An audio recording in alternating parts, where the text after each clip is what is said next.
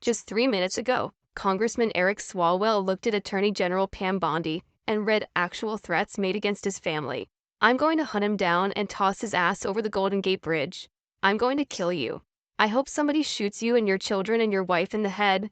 11 voicemails, multiple Twitter messages, direct threats against a sitting congressman and his children, and the Department of Justice declined to prosecute every single one. But here's what makes this devastating. While DOJ refuses to prosecute people threatening Swalwell's kids, they opened a mortgage fraud investigation against Swalwell himself. Watch this video until the end because what Bondi said in response, and what she's actually doing, tells you everything about who DOJ protects and who it targets. If you are new to this channel, please subscribe and turn on notifications, because in this hearing, a congressman had to plead with the Attorney General to protect his family from documented threats. While investigating the DOJ's mortgage, Eric Swalwell is not a random target. Democratic congressman from California, served on the House Intelligence Committee, impeachment manager in Trump's first impeachment, and he's been on Trump's enemies list for years. In 2017 and 2018, his cell phone and email records were obtained by DOJ under Trump. An inspector general report later found it improper and said the basis was absurd. In 2020, after serving on committees involved in Trump's first impeachment, an FBI agent leaked information about Swalwell's cooperation in a national security case. The FBI later issued statements confirming Swalwell was never suspected of wrongdoing, but the damage was done. Death threats followed. And now, under this administration, Swalwell is facing something new. His family is being threatened, and DOJ won't prosecute the people making the threats. But DOJ will investigate his mortgage. House Judiciary Committee, February 11, 2026. Pam Bondi's testimony had already been explosive. She'd called Democrats names, she'd deflected to immigration, she'd refused to answer questions about Epstein files. Then Eric Swalwell got his turn, and he did something different. He stopped the political theater, he laid out specific documented threats, and he asked the Attorney General for help. Swalwell started calmly. "The president has inspired threats against me and many sitting up here with me. In June 2025, an individual left 11 voicemails at my district office." He read the actual words. "Get the message to him. I'm going to hunt him down and toss his ass over the Golden Gate Bridge." Pause. Donald Trump's Department of Justice in the Northern District of California declined to prosecute. Another threat? On the 14th of May 2025, on Twitter, responding to something I posted, an individual said, "No, it wasn't Eric, and now I'm going to kill you."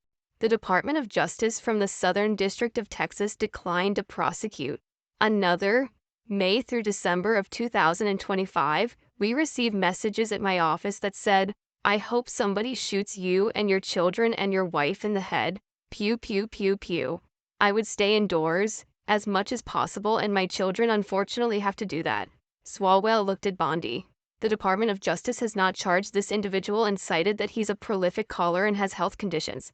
Although, what we have found in our own investigation is that he has said he will employ others to do this. Let that sink in. 11 voicemails, Twitter threats, messages about shooting his children, and DOJ's response. He's a prolific caller with health conditions. Case declined. Here's what makes this so clear.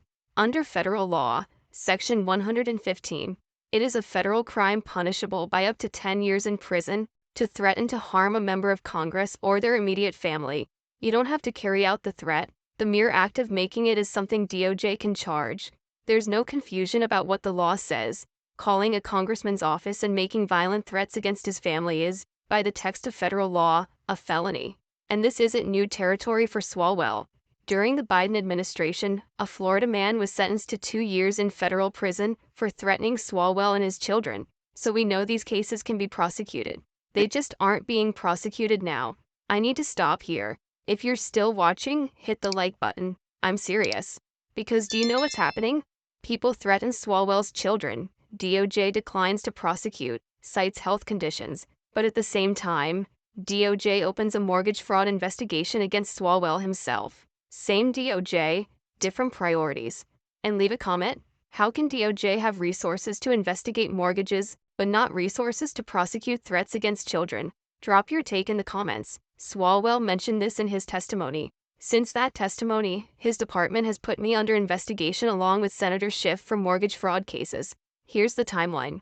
November 2025, Bill Polt, a Trump appointee running the Federal Housing Finance Agency, referred Swalwell to DOJ for mortgage fraud investigation.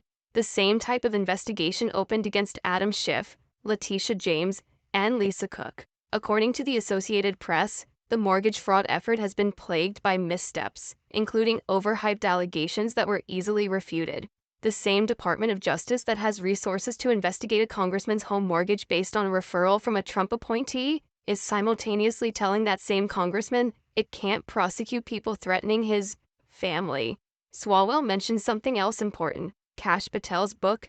Our current FBI director would then write a book called Government Gangsters and identify a long list of enemies. About a quarter of them have been either investigated or indicted. He listed me at the very top along with Adam Schiff. Kash Patel's book has a list in the back, over 60 names of people Patel calls members of the executive branch deep state. According to reporting, a significant number of people on that list have since been either investigated or charged, including James Comey, John Bolton, John Brennan. Swalwell was listed at the very top alongside Adam Schiff, and now both are under mortgage fraud investigations, while threats against their families go unprosecuted. Swalwell finished his statement: "The president can come after me. It's fine. I'm in the arena. So are these folks. But we never expected that the Department of Justice would not seek to prosecute and investigate those who are making threats against us. I'm just asking for your help to protect life because life is at risk with the environment we're in right now."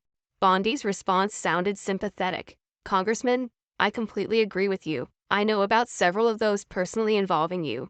I believe one has been charged publicly, and there's something I would be happy to talk to you about off camera, but I can assure you that they are very serious.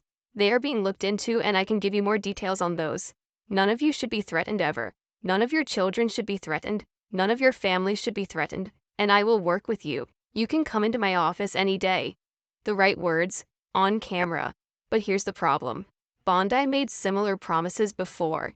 In September, after a Minnesota State House Speaker was killed, Bondi posted that hate speech that crosses the line into threats of violence would be met with the full force of the law. Swalwell publicly responded that she had refused to prosecute multiple direct threats against me and my family. According to reporting, Bondi then personally called him to ask what he was referring to. The Attorney General of the United States had to be told by the victim about cases her own department declined. So Bondi said the right things in the hearing. But Swalwell's cases were declined before this hearing, and they're still declined now. Eric Swalwell exposed the Department of Justice's priorities today, not with partisan attacks, with documented facts. Fact 1: 11 voicemails threatening to throw him off the Golden Gate Bridge. DOJ declined to prosecute. Fact 2: Twitter threats saying, "I'm going to kill you." DOJ declined to prosecute. Fact 3: Messages saying, "I hope somebody shoots you and your children." DOJ declined to prosecute. Reason: prolific caller with health conditions. Fact 4: At the same time, DOJ opened a mortgage fraud investigation against Swalwell, based on a referral from a Trump appointee, part of an effort the AP says is plagued by missteps. The same DOJ that won't prosecute threats against a congressman's children is investigating that congressman's mortgage. That tells you everything about priorities. Eric Swalwell asked Pam Bondi for help today. 11 voicemails, Twitter threats, messages about shooting his children. DOJ declined every case, cited prolific caller with health conditions.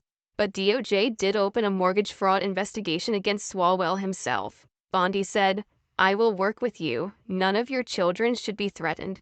But before this hearing, DOJ declined Swalwell's cases, and they're still declined now.